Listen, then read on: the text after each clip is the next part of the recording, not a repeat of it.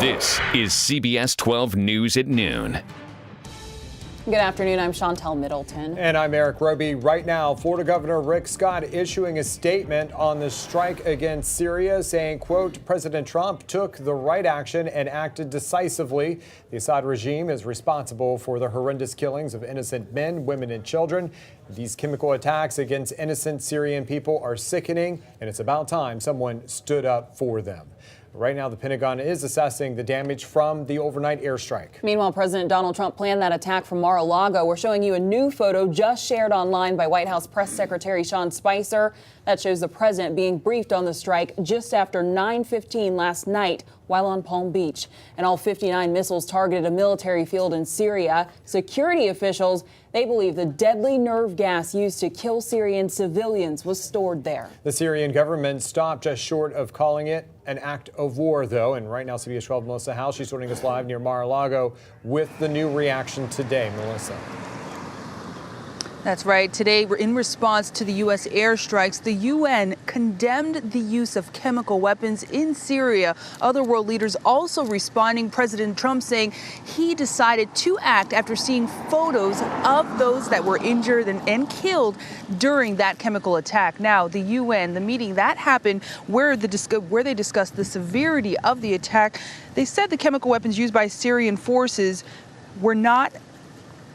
have now launched an investigation into the use of those chemicals in Syria. Now, other world leaders rallied behind the U.S. The Canadian Prime Minister Justin Trudeau says he supports the U.S.'s limited and focused action in Syria. Saudi Arabia, as well as Turkey, both welcomed the airstrikes. Now, several Syrian rebel groups overnight also happy to see U.S. military action against the Syrian regime. But a spokeswoman for the UN made it clear caution must be used going forward and that all parties in this conflict must consider civilians. Now, Syria has responded, calling the attack an act of blatant aggression and said it made the U.S. a partner with ISIS and other terrorist groups. Russia has vowed to stand with Syria and called the attack a violation of international law. Now, today, during a photo op, President Trump with the Chinese president, he did not mention the airstrikes, but he has said that he is now calling on all civilized nations to join the fight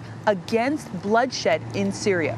For now, reporting live from near Mar-a-Lago, Melissa Howell, CBS 12 News. More reaction now with the Syrian airstrike. Congresswoman Lois Frankel also releasing this statement saying the targeted U.S. airstrikes in response to Assad's brutal chemical attack must be followed by a long-term comprehensive strategy aimed at protecting innocent civilians. The president should work with our allies. On CBS News this morning, U.S. Senator Marco Rubio said there will be continued attacks against civilians in Syria as long as the current regime stays in power. This is not an easy thing, but it's a necessary thing because as long as Assad is in power, as long as instability is in Syria, you will have a radical jihadist group to fill that void.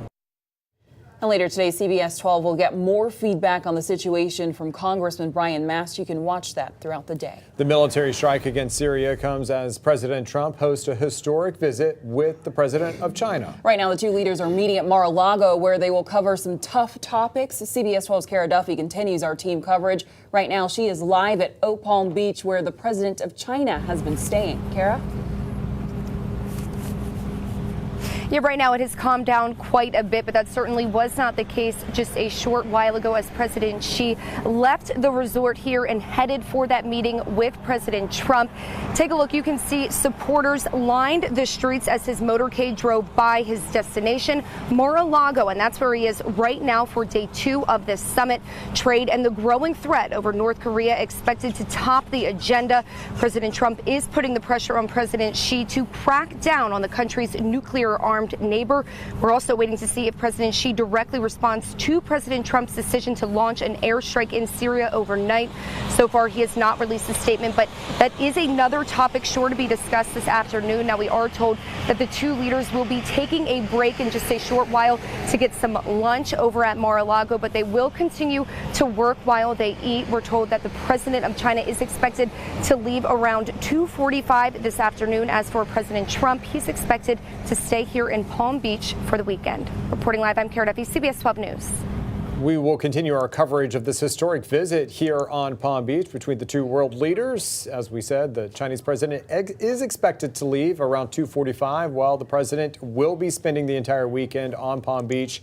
Coming up, the first ladies sitting for a private concert at a local school. We'll have that coming up in a live report.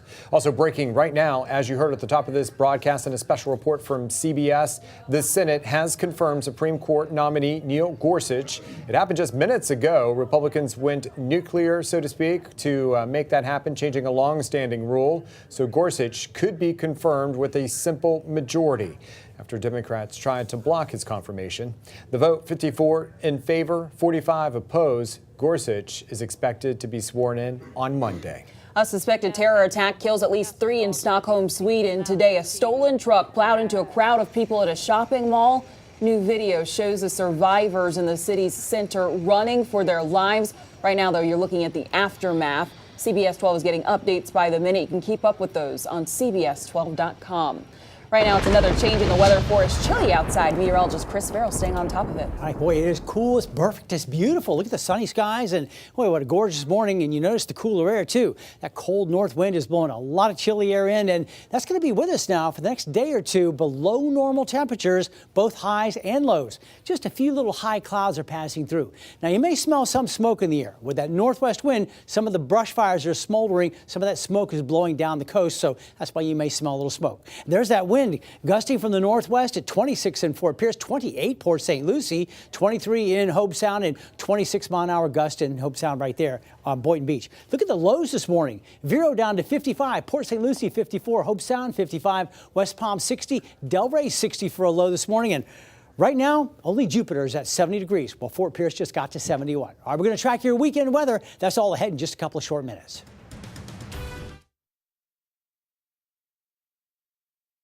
Outerwear is provided by Under Armour.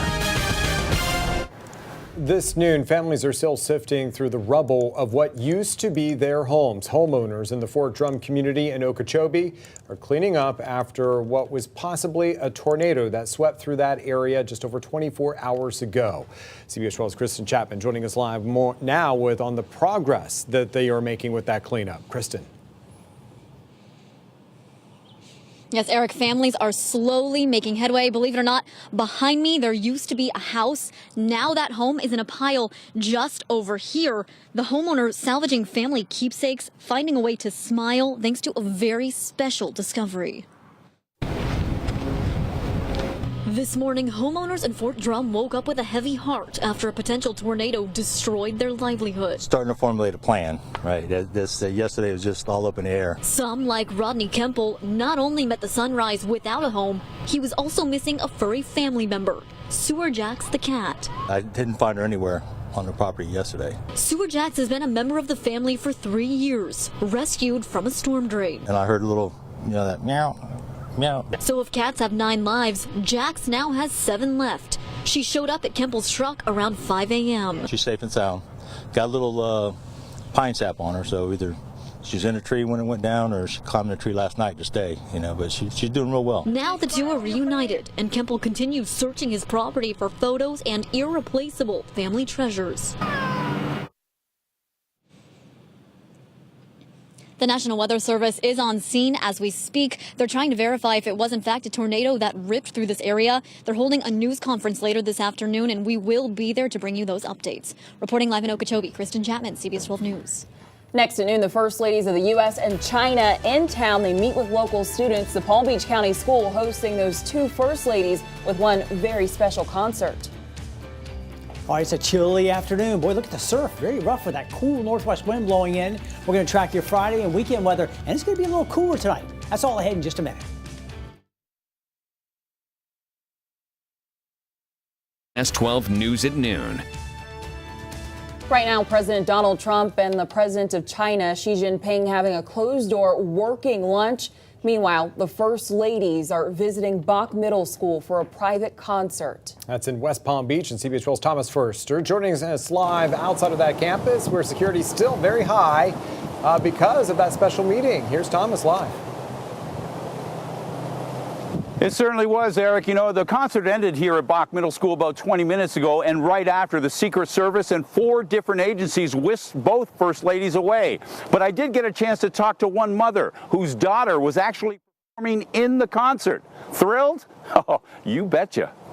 She was thrilled. She got up very excited. Andrea McMillan's daughter Kate plays the violin in the advanced orchestra at Bach Middle School. She learned last night that she would be performing in front of both First Ladies, an opportunity of a lifetime. I said, this is something you'll be able to tell your kids and perhaps your grandkids. And so I told her to absorb the moment and try to soak it in. For McMillan herself, just having the First Ladies visit the school is something she believes everyone should be proud of. Regardless of your political affiliation or your feelings politically, I think it's a wonderful thing to celebrate.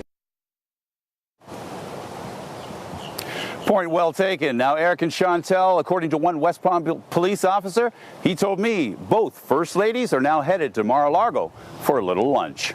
Reporting live in West Palm Beach, I'm Thomas Forrester, CBS 12 News. Boy, what a beautiful afternoon we have on this Friday afternoon. Another live look at Fort Pierce right here. And look at the ocean. Boy, it's very rough. A gusty north wind, 20 to 25 miles an hour. Pretty rough seas out there, and they're going to stay pretty rough through Saturday and gradually lighten up a little bit on Sunday. Impact Weather Index, it's the fire danger and the wind. You know, the winds are gusting over 25 miles an hour. This is cool, dry air. We're already in the middle of the dry season. We haven't had much rain, so the fire index and the danger, very, very high. Keep that in mind all weekend. Small craft advisory flags are up with that rough surf and gusty wind. Look at this wind, too. We had a gust of 26 in Fort Pierce, 28 Port St. Lucie. That's cold air blowing right down the state. In Stewart, 21-mile-an-hour gust, West Palm 24, Boynton 26. That's a cool breeze. And look at these lows this morning. 55 Vero, 54 Port St. Lucie, 55 Hope Sound, 56 Stewart, Delray 60, Lake Worth 59 degrees this morning, and we haven't warmed up too much at all. Look at that, went from 59 to 69 in Delray and around Lake Worth, 70 now in Jupiter, and 70 in Stewart. Got a nice afternoon ahead. That cool, dry air is going to blow through the day into tonight and the weekend, and that's going to keep us generally sunny and cool all the way through the weekend. 7-day forecast, high today up to around 74, 75 tomorrow, 77 Sunday, cool overnight lows in the 50s. Have a great weekend. We'll be back in a minute. Welcome back, everyone. We are going to be leaving you for CBS programming coming up next, but coming up at 2:30, we will be joining you back live once again for an update on those possible tornadoes in Okeechobee. We'll see you then.